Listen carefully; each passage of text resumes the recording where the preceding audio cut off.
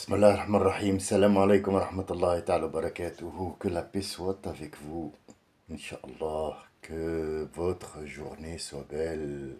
Votre semaine, votre mois, vos années et votre vie soient agréables. Le plus qu'on peut faire, non pas qu'on veut. Je voulais, avant de passer la suite des événements de ces prophètes, et non pas comme une histoire ou, si vous voulez, un événement historique pour relayer ce qui s'est passé avant. Nous essayons de comprendre ce qui s'est passé dans le monde dans le sens et non pas la matière. D'abord, je tenais à m'exprimer, mais poliment aujourd'hui. Et je sais pas, il y a des moments où je suis poli, il y a des moments où... Ah, alors, il y a une personne qui est gênée par le bruit des oiseaux. Bien. Alors, faut que je m'explique. Parce que il faut toujours aller voir cette réalité en face et non pas fuir et faire l'hypocrite. Ah, l'hypocrite, moi je ne le fais pas. L'hypocrite, je ne le fais pas.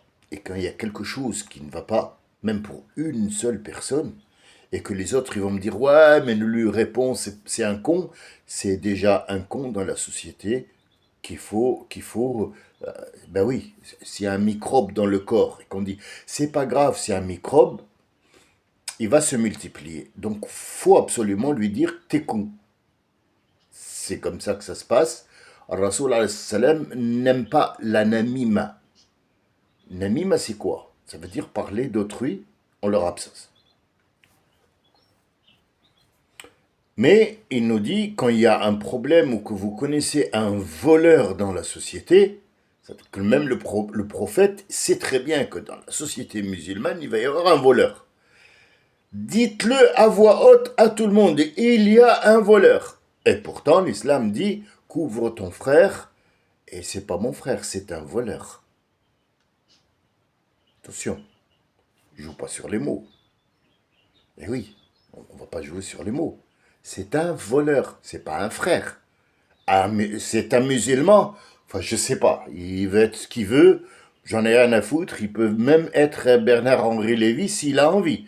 Mais pour moi, c'est un voleur, donc je dois alerter les autres qu'il y a un voleur. Qu'est-ce qui se passe par exemple à la Mecque? Je vais vous dire moi. La Mecque, pour tout le monde, c'est l'endroit... il se passe énormément de choses dont vous n'avez même pas idée. J'ai pas oublié le gars qui n'aime pas les oiseaux. Attention, hein, je vous raconte juste ce qui se passe pour que vous sachiez que à la Mecque, qui est un endroit haram, il y a des boîtes de nuit en bas. Tu veux le croire, tu veux pas le croire, c'est toi. C'est toi qui vois. Je vais avoir des retours comme quoi, oui, je suis allé à la Mecque, il n'y a pas ce que tu racontes. Oui, mais t'es allé à la Mecque. Combien de temps? 15 jours, et tu crois que quand tu allais à la Mecque pour le pèlerinage, on va te montrer la boîte de nuit? Va en Arabie Saoudite. Va en Arabie Saoudite et regarde est-ce qu'il y a. Eh oui, même à Quraysh, la Mecque, on ne parle pas de la Mecque du carreau, ce carreau-là, ce carré. Non, non, non, non. Non, on parle de la Mecque, la Médine. Va voir Riyad, va voir les Américains, va voir les Saoudiens.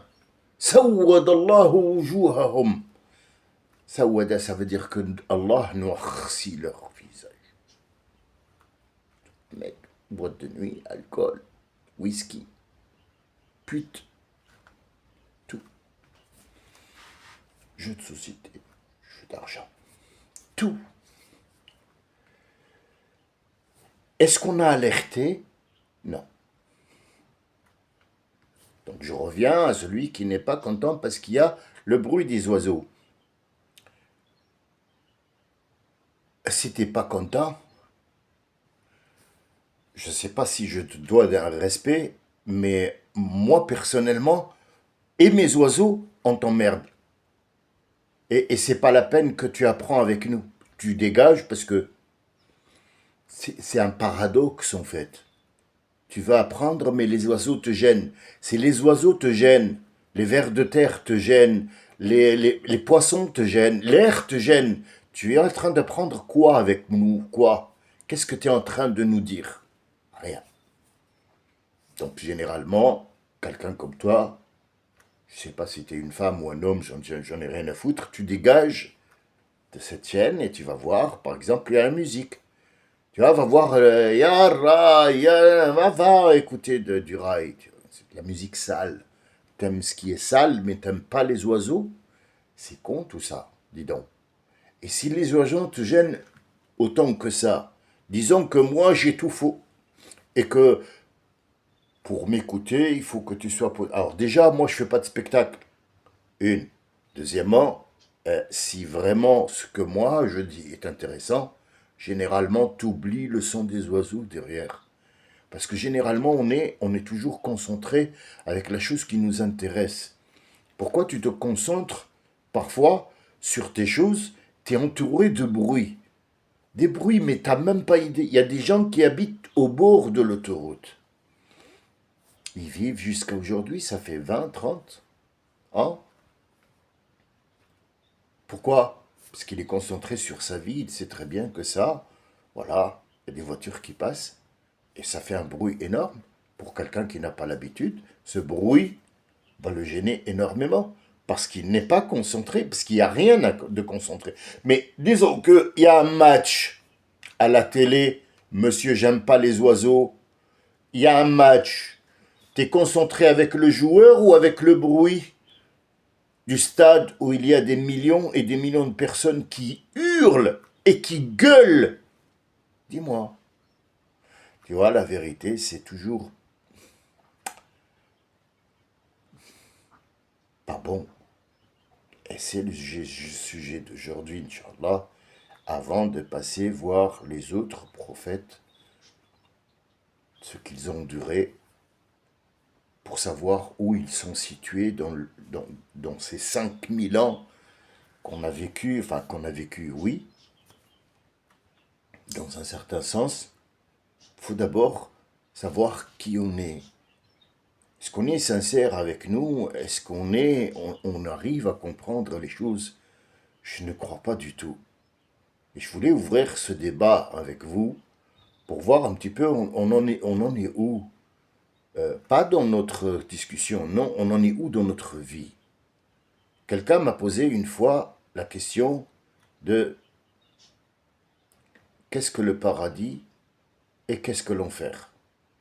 Et une autre question qui a été posée par un ami qui ne veut pas révéler son nom, il a tout à fait le droit, c'est un droit qu'il revendique et que je lui donne. Il a dit, je voulais savoir, parce qu'il a entendu que la première femme au monde s'appelait Inifit ou Nifit ou Nivit, et il ne s'appelait pas Ève. Alors, dans quel langage nous parlons? Déjà, frère, il faut savoir quel langage on utilise. Tu as lu ça, par exemple, parce que tu vis en France.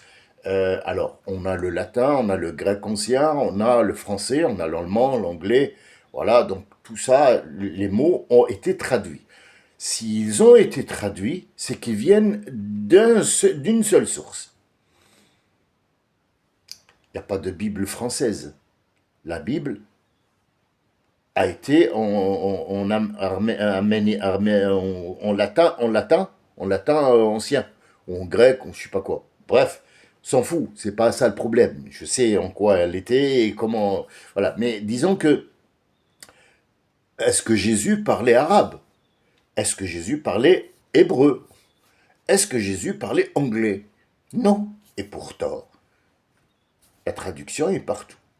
En fait, la question que je te repose, avant de te répondre, dans quel langage tu l'as lu? Est-ce que c'est une traduction ou pas? Donc pour nous, Hawa, elle s'appelle. Et non pas Ève. Ève, pour moi, ça ne veut rien dire du tout. Et pourtant, là, un sens. Ève, c'est du latin, du grec très ancien, qui veut dire porter la vie, comme l'arabe littéraire. Hawa, celle qui porte la vie. Venons décortiquer le mot Hawa. Allah la yahwihi makanun wala zaman.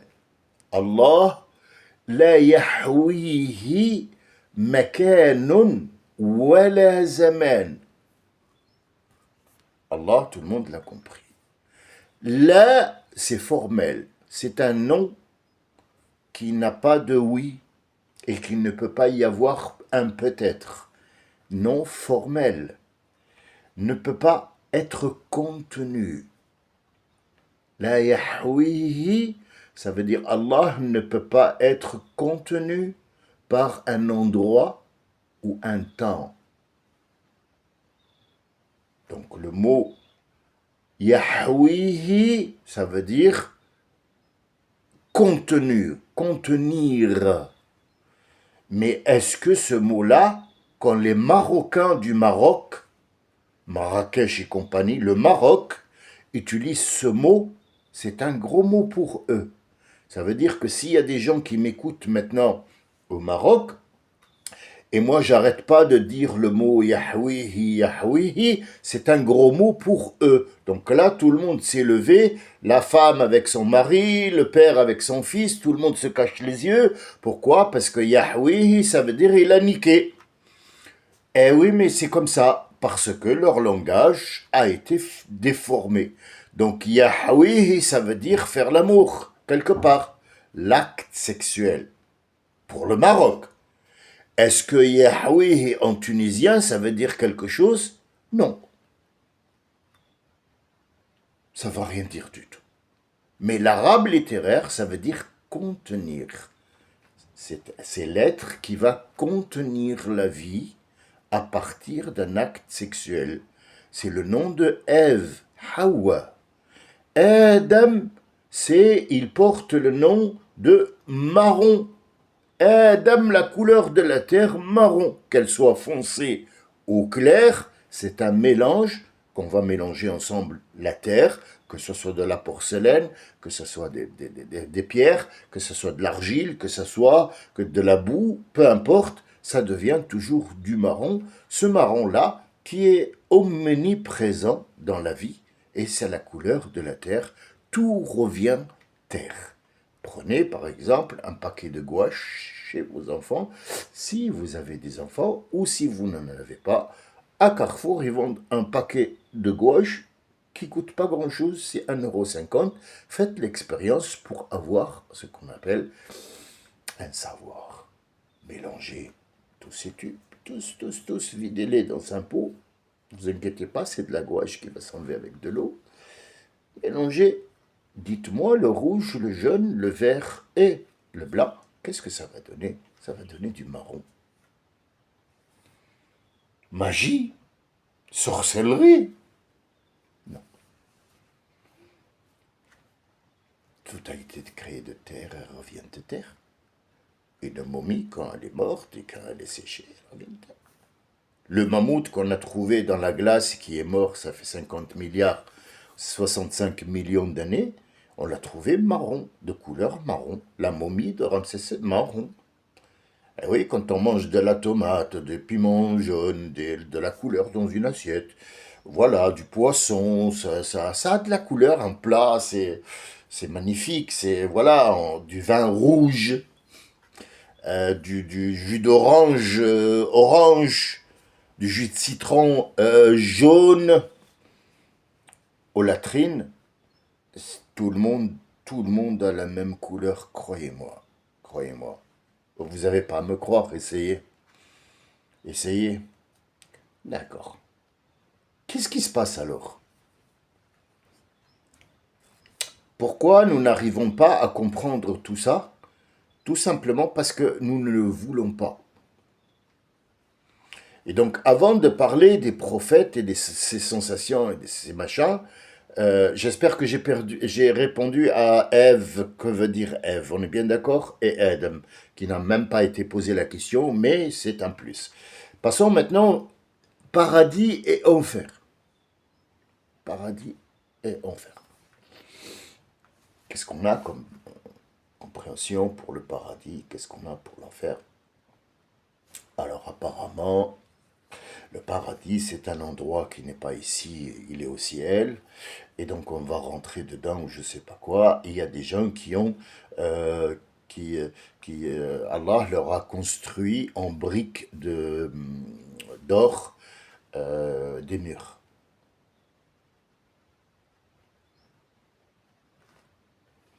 Et il a une maison.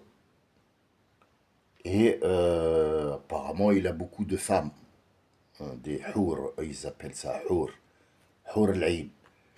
Et donc, ils sont voisins. Euh, il y a des arbres qui sont du paradis. Voilà. Et apparemment, il y a des enfants qui servent des boissons, je sais pas quoi. D'accord. Ça, c'est le paradis qu'on connaît. D'accord. Donc, on fait toute notre vie pour aller dans cet endroit-là où apparemment on a un palais qui est construit en or. D'accord.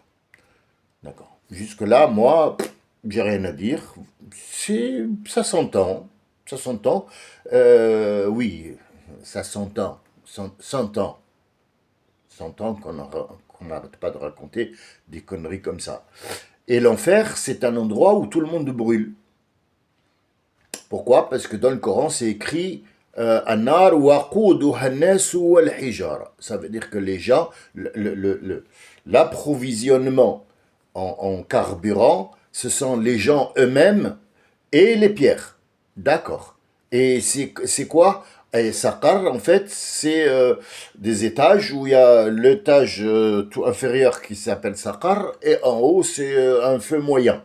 Voilà, donc le feu, il y a moyen. On peut se brûler un petit peu et beaucoup.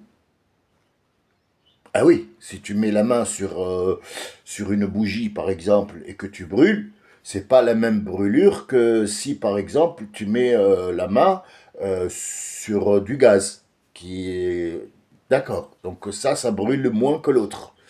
Voilà. Donc on vit dans ces conneries-là 24 heures sur 24.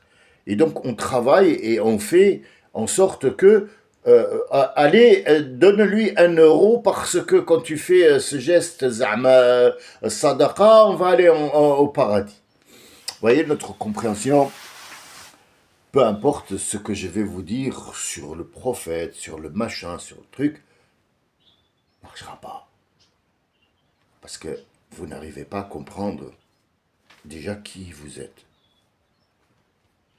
Question toute bête.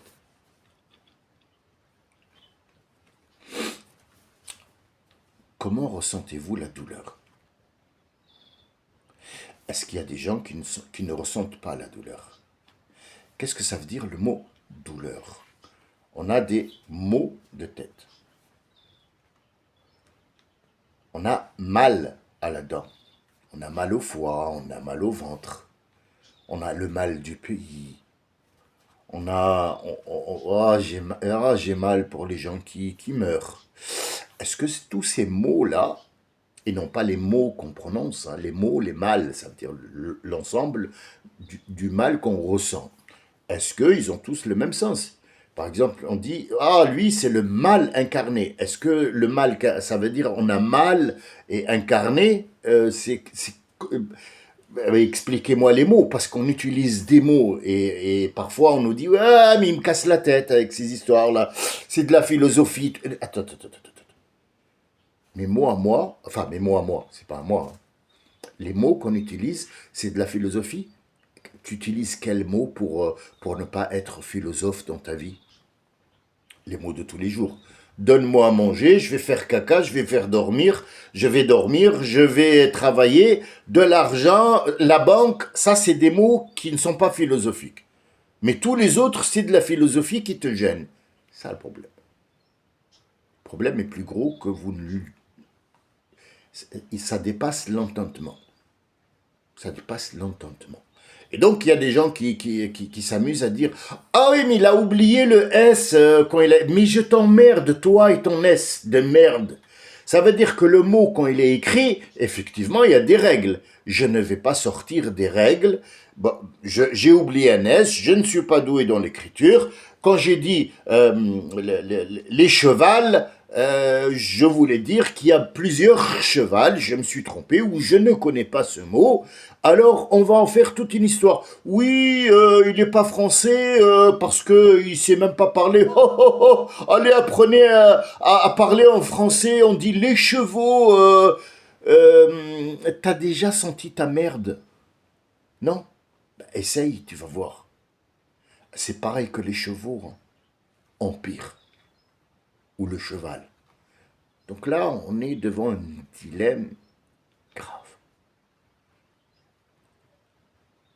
Nous avons du sang dans le corps.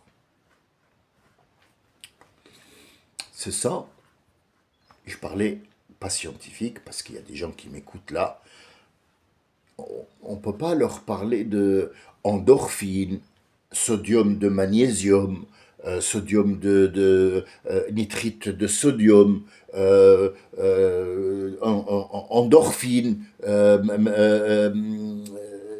tous ces noms ne veulent rien dire pour eux. Donc on va pas se la jouer. Zama, on est calé dans la science. Non, non, nous allons parler un langage que tout le monde va essayer de comprendre, simple, mais qui est efficace. Nous avons tous des os, qui vient du mot simple, ça veut dire unique, l'os, un os. Nous avons tous le même nombre d'os dans le corps, sauf que celui qui est amputé ou malformation, mais en général, un être humain est né avec. D'où vient cet os? Comment il est fait? Ah, d'accord. Et si on va retourner au Coran pour qu'il nous dise qu'est-ce qui se passe? Ah, il a dit, la première des choses qui va y être, c'est un spermatozoïde qui n'a aucune, mais alors aucune vie. Comment ça, aucune vie? Il bouge, c'est un spermatozoïde qui sort de l'être humain.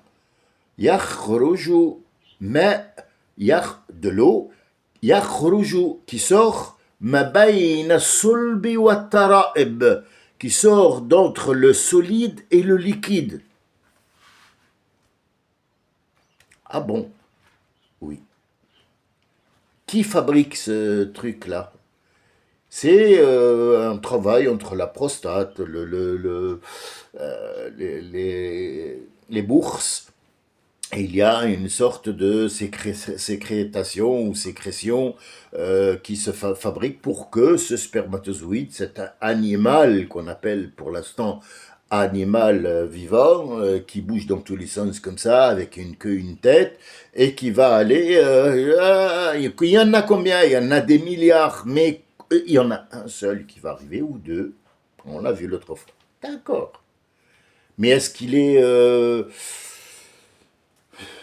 est considéré comme quelque chose? Rien du tout pour l'instant. On peut même le mettre dans l'azote et il peut passer 50 ans. Dans l'azote, on le ressort, on l'injecte, il revit. Alors, revit, ça veut dire quoi? Revit, ça veut dire qu'il rebouge. Ah, donc la vie, c'est bouger. Ok, ça marche. Vous voyez les mots? Si t'as pas 5 secondes de répit pour comprendre ce qu'on te dit, tu es dans la foulée. Tu es dans le siphon de la société, tu vas plus rien comprendre que les mots qu'on veut te faire comprendre. Bourse, facture, banque, loi, punition. Travail. C'est tout. Ce spermatozoïde va avoir, la première des choses, c'est le lien. S'il n'y a pas le lien, cette électricité qui va être la fibre optique entre lui et sa maman, il y a des femmes qui perdent leur enfant. Fausse couche. Pourquoi? Parce que la femme a un problème, parce que son corps l'a rejeté. Pourquoi l'a rejeté? S'il y a eu ce lien, pourquoi? Ah, pourquoi? Mais parce qu'il n'y a pas eu ce lien. S'il n'y a pas ce lien, il n'y a pas lieu que ce bébé-là puisse grandir dans ce ventre, pardon. Il doit sortir, c'est une fausse couche. Alors qu'est-ce qu'on... Oh, elle pleure parce que... fausse couche, et, docteur, vite, médicaments, Doliprane, aspirine. D'accord. Mais en vrai, il n'y a pas eu de lien. S'il n'y a pas de lien, il n'y a pas de... Tu tires une corde dans le vide, qu'est-ce que tu vas faire? On va refaire un autre lien. D'accord. Mais si cette dame-là, par exemple, chaque fois, elle fait une fausse couche, fausse couche, fausse couche, c'est que c'est une femme qui n'a pas de lien. Elle ne peut pas avoir un lien avec un bébé. Donc, elle n'est pas apte à accepter ou à yahouih. Ça veut dire contenir un bébé. Contenir un bébé. Ah, d'accord, ça marche. Ok, là, c'est plus clair. Bien. Mais dans le sens contraire, où par exemple il y a ce lien, s'il y a un lien, ça devient un lien, puis un moudra. Moudra. La première, c'est alaqa. Alaqa, ça veut dire accrocher. Alaqa, c'est comme un chewing-gum, on appelle ça en arabe littéraire alaqa. Ça colle. Ah, ça y est, ça a collé. C'est bon. Ils l'ont pris, cette image-là, ils l'ont pris dans le film Avatar, quand il sort sa queue là, et puis il y a des trucs qui font ça, et puis ça y est, il fait qu'un seul avec sa monture. Les gens, les pauvres, ils regardent, c'est fait spéciaux. Il ne sait pas que lui-même, c'était ce lien-là avant qu'il naisse, c'est ce lien. Puis après, à partir de ce lien, il va se fabriquer ce qu'on appelle moudra. El mouvra, ça veut dire ce spermatozoïde lui-même, après avoir fait le lien électrique, allez, disons-le comme ça, électrique, ou alors ondulique des ondes, il va se transformer en os. C'est l'os d'abord. Qu'est-ce qui fait cet os? Cet os, il fait tout. Sans l'os, t'es un mollusque. T'es pas un escargot. Même l'escargot, il fait un truc. Bon, il n'y a que la limace, mais elle n'est pas consommable. Et encore, la limace, elle a des trucs qui sont durs. D'accord? Voilà. Mais sinon, l'homme, sans os, c'est pas un homme. Pourquoi? Parce que à partir de l'os, c'est l'os qui va fabriquer le sang. Qu'est-ce que c'est que ce sang? C'est des globules rouges, des globules blancs, dans un plasma qui est la couleur jaunâtre. Mais qu'est-ce qui fait ce truc-là, ce sang?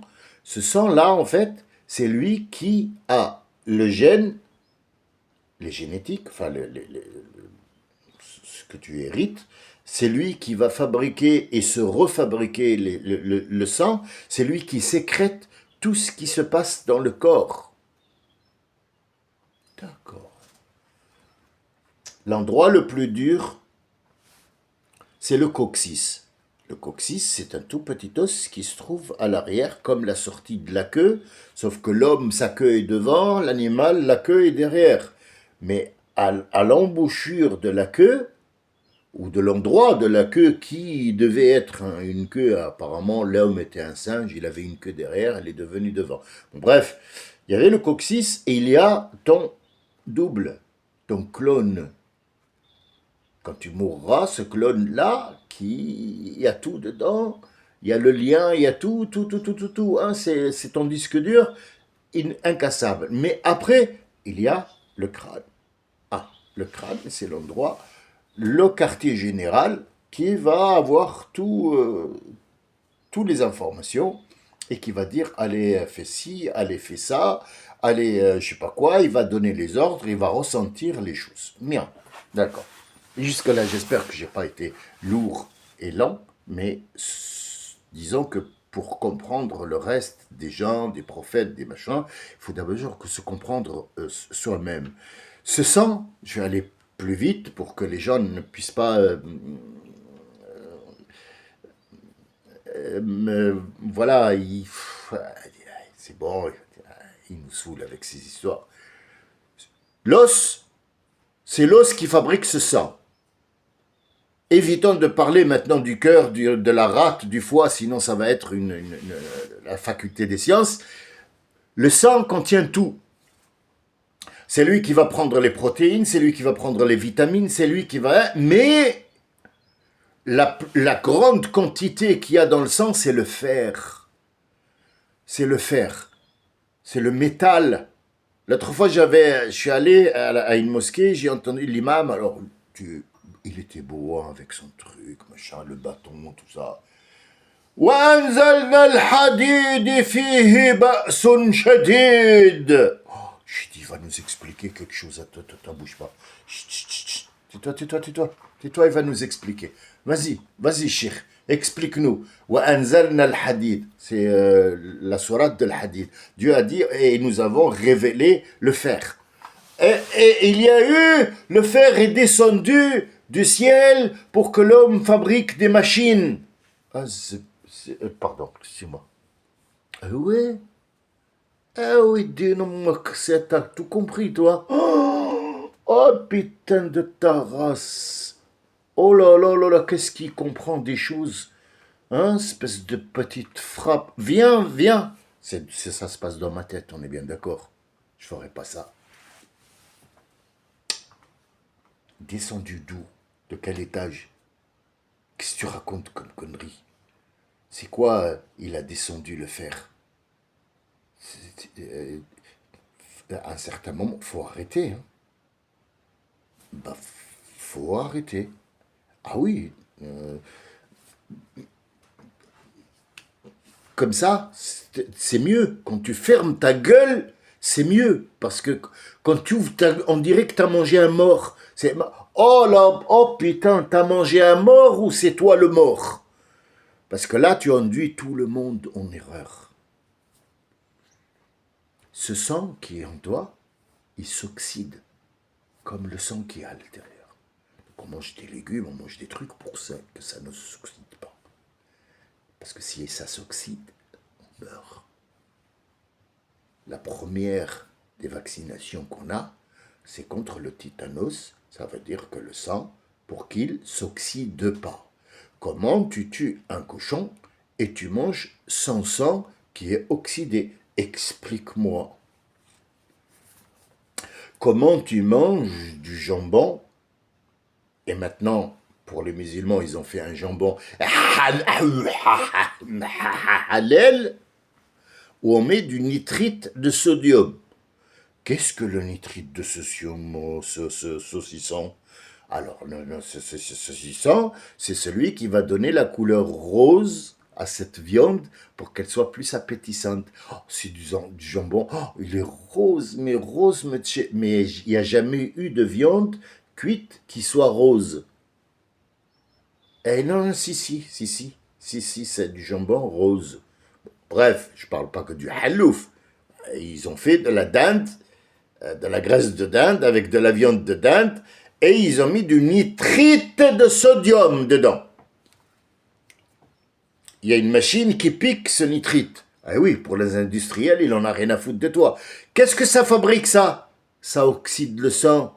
Tu meurs du cancer. Tu meurs du cancer. Eh oui, parce que le nitrite de sodium, c'est un dérivé du plomb. On est en train de te faire manger du plomb et à un certain moment, tu vas avoir le cancer et tu vas mourir parce que le sang, il va s'oxyder, peu importe les carottes et les pommes de terre que tu vas manger par la suite et les médicaments qu'on va t'injecter, tu vas mourir parce que tu as pris du nitrite, ça veut dire un dérivé de plomb. Donc Allah, quand il t'a créé, il t'a mis du fer dans le corps, c'est parce que tu vas redevenir après de la terre. Et donc cette terre-là, elle s'oxyde vite fait. Donc le corps va ici réagir et c'est l'os qui fabrique tout ça. Qu'est-ce qui fabrique aussi? il fabrique ce qu'on appelle les sécrétions. Alors, qu'est-ce que l'endorphine, par exemple? L'endorphine, c'est une matière que le cerveau fabrique, matière que le cerveau fabrique pour donner l'hormone, c'est une hormone de la joie. C'est quoi cette joie? Parce que l'être humain, quand on lui parle de Allah, Dieu, ben, il te dit, ah, ça n'existe pas tout ça. Oui, l'euro, la bourse, ça existe, voilà. J'ai fait la bourse, ça existe. Mais quand tu as fait l'amour avec ta femme ou avec ta copine ou avec un âne, j'en ai rien à foutre, mais qu'est-ce que tu as ressenti?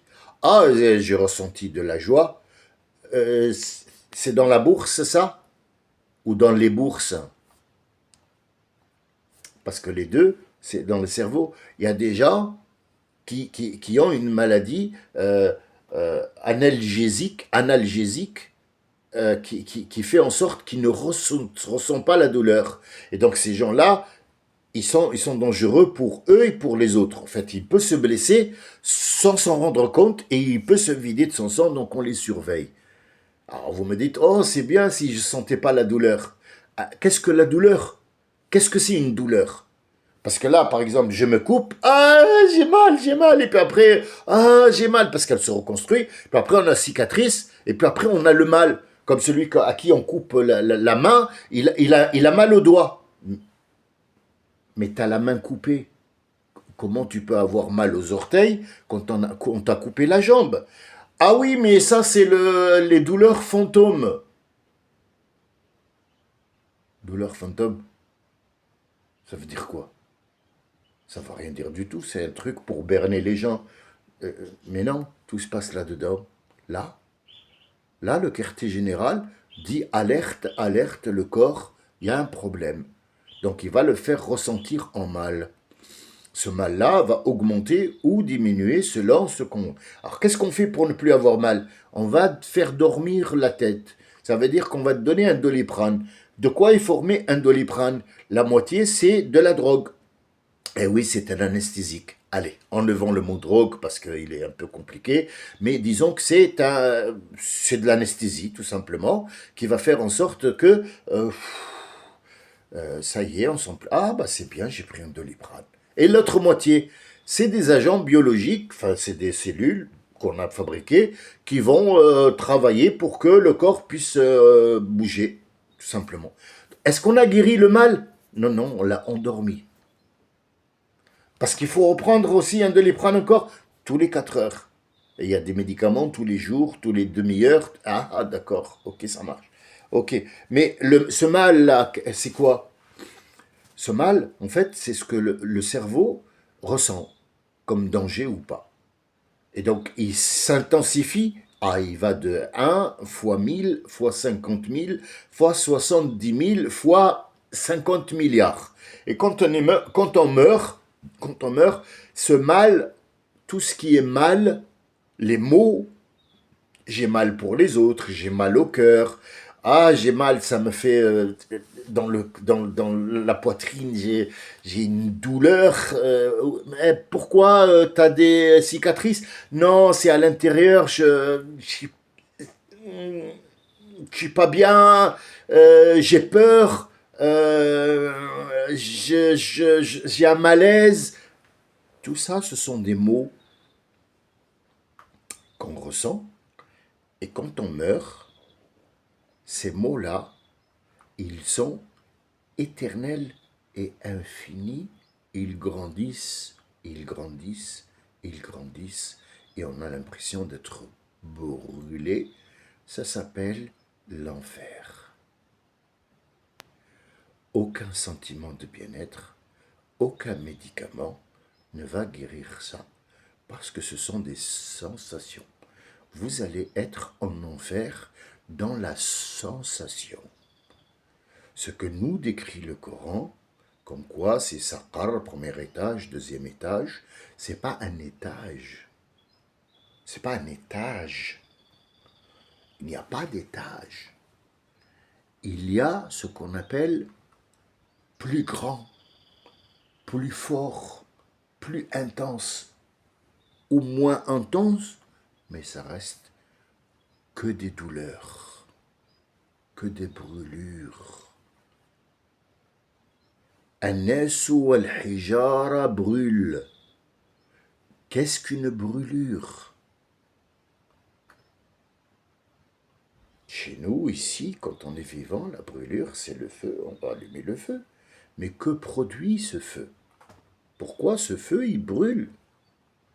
Mais disons que l'être humain, on ne va pas aller mettre la main dans un four, on est bien d'accord, on met ce qu'on va manger dans le four. Bien. Qu'est-ce qui fait le four? Ah ben, il va faire cuire ce truc. Donc en fait, tous les microbes qui vivent, tous les petits trucs qui sont néfastes pour nous, pour qu'on ne tombe pas malade, ils doivent être cuits. Ah, ça marche. C'est pour ça qu'on ne mange pas des animaux qui mangent d'autres animaux? Oui, parce que tu vas mourir dans la seconde qui suit. Bien, d'accord. Mais sinon, ce feu-là, mais il n'y a pas que le feu du gaz. Eh oui, mais l'électricité, c'est du feu. C'est tout? Non, il y a le soleil aussi. Le soleil, c'est du feu. Le nucléaire, c'est du feu. Qu'est-ce que c'est que ce feu-là? Ben, c'est de l'ultraviolet, l'ultra-rouge et de la chaleur qui produit ce frottement. Et tout frottement produit de la chaleur. Frottez-vous les mains, vous allez voir cette chaleur-là, elle brûle. Et alors, donc, ce qui brûle, c'est quoi? Est-ce qu'on le voit? Est-ce qu'on regarde? Ce que tu regardes, c'est les couleurs que donne cette brûlure. C'est pas la brûlure en elle-même. Parce que quand tu vois un feu de cheminée, la chaleur peut-être arrive, alors t'es bien et tout ça. Essaye de mettre la main dans ce que tu vois. Et dis-nous, est-ce que tu as vu la brûlure? Non. Tu as vu ta main se mettre dans le feu. Mais la brûlure en elle-même, c'est quoi? C'est un mal intense. Ce mal intense, il va s'intensifier à fur et à mesure que tu fais du mal, il va se ravitailler et tu auras comme punition, c'est ce qu'on appelle l'enfer ou alors le paradis. Que je vous souhaite, je ne me suis pas étalé sur le sujet énormément, parce qu'il y a énormément d'appels que je suis en train de regarder. Je dois répondre, je suis désolé. Oui, c'est dimanche, mais il y a des gens qui m'appellent et avec qui j'entretiens des relations amicales et je dois leur répondre. Il y a des gens qui, pour discuter, pour une question, pourquoi. Voilà, donc je dois vous laisser et je vous donne rendez-vous, Inch'Allah, la prochaine fois pour reprendre cette idée qui est qu'est-ce que le paradis, qu'est-ce que l'enfer, pour que les gens comprennent quelque part que le paradis, c'est pas un endroit où il y a une porte et tu rentres. C'est vrai que l'explication dans le Coran, il y a porte, il y a machin, mais notre cerveau ne peut pas accepter autre chose que le mot porte, table, manger. Dieu, il est quelque part. Donc, parce qu'on ne peut pas imaginer qu'il n'y a pas de quelque part. Le quelque part, l'endroit n'existe pas. C'est l'endroit, cet endroit dont on parle.